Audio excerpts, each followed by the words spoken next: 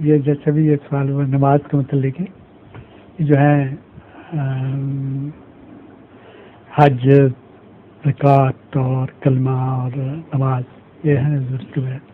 ان میں تمام میں تو پابندی نہیں ہے، یعنی جبر نہیں ہے. زکوٰۃ میں بھی نہیں ہے. زکوٰۃ میں سمجھتا ہوں اگر میری جہاں بھی انسانی حقوق آئیں وہاں ریاست کو جبر کا حق ملتا ہے.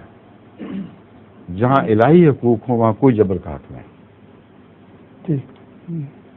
اس لیے رسول اللہ صلی اللہ علیہ وآلہ وسلم نے نماز با جماعت نہ پڑھنے والوں کو ایک دفعہ بھی کوئی سزا نہیں دی اور جبر جائز نہ رکھا. یہاں تک کہ ماں باپ کو بھی اختیار نہیں کہ جب بلوغت کی عمر کو اس عمر کو پہنچے جب فرض ہو جاتی ہے نماز، پھر وہ اس کو ماریں یا اس پر زبردستی کریں.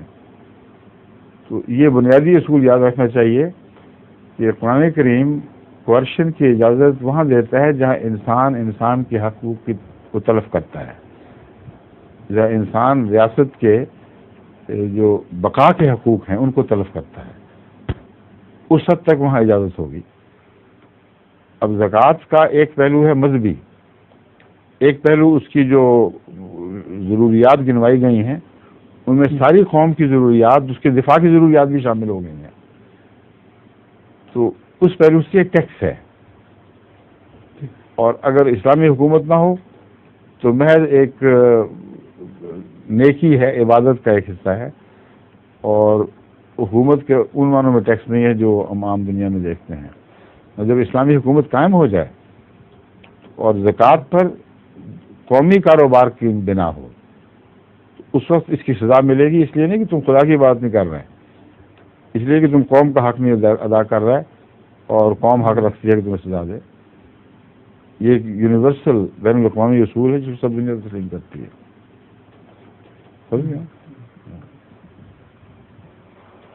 اور حضرت ابوبکر نے کہیں بھی یہ شرط نہیں لگائی تھی کہ جو نماز نہیں پڑھتا اس کو مارو جب تک نماز نہ پڑھے. زکوٰۃ کے متعلق یہ بڑا نمایاں فرق ہے.